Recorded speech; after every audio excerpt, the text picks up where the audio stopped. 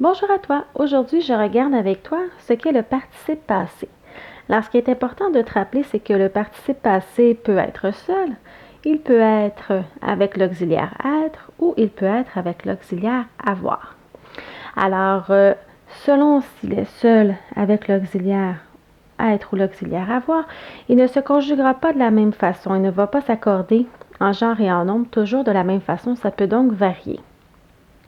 Ce qui est important de te rappeler lorsqu'il est avec l'auxiliaire être et avoir, c'est que tu vas avoir le verbe être et avoir à un temps simple, par exemple. Il va être écrit au présent, l'imparfait, au conditionnel, et ensuite tu auras le verbe au participe passé.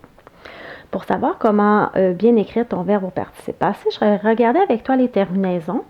Sache par contre que selon avec quoi il s'accorde, ta terminaison peut avoir un E, un S qui est d'ajouter selon si c'est féminin, masculin, pluriel ou singulier. Donc, je regarde avec toi. Lorsque c'est un verbe à l'infinitif en ER, ce sera E accent aigu. Si c'est un accord qui peut se faire selon s'il est seul, l'auxiliaire être ou avoir, parfois on va lui ajouter un E, parfois on va lui ajouter un S, cela dépend. Lorsque tes verbes sont à l'infinitif en IR, OIR ou RE comme terminaison, soit que tu auras un S, un U, un I ou un T à ton participe passé. Alors, au niveau de l'accord de ton participe passé, c'est vraiment particulier avec celui-ci. Ça dépend vraiment s'il est seul avec l'auxiliaire être ou avoir. Ils ont différentes façons de se conjuguer.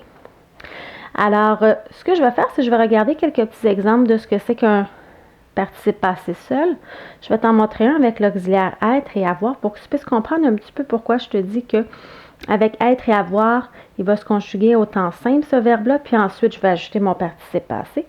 Puis, selon ce qu'il y a dans ma phrase, il va s'accorder ou non. Alors, je fais un petit exemple avec toi. Alors, nous avons, nous, écrire à l'infinitif, une histoire. Alors, si je veux le mettre au participe passé, j'ai donc un temps composé. Je vais donc prendre l'auxiliaire avoir que je vais conjuguer à un temps simple. Et ensuite, je vais conjuguer écrire. Je vais le mettre au participe passé. Alors, ma phrase deviendra donc « Nous avons écrit une histoire ». Alors, avons se conjugue ici à un temps simple. Écrit va se conjuguer au participe passé et je vais lui mettre un T. Elle, aller à l'infinitif au marché. Alors, si je vais utiliser l'auxiliaire être, je vais dire « Elle est allée au marché ». Ce qui est particulier avec l'auxiliaire être, c'est que mon participe passé doit s'accorder en genre et en nombre avec son sujet. Donc, mon sujet ici est féminin. Je vais donc mettre un E à mon participe passé, aller. Et comme tu peux voir, mon verbe être ici a été aussi donc conjugué à un temps simple. Ici, il est au présent. Ici, j'ai agacé, à l'infinitif, ma sœur boude dans sa chambre.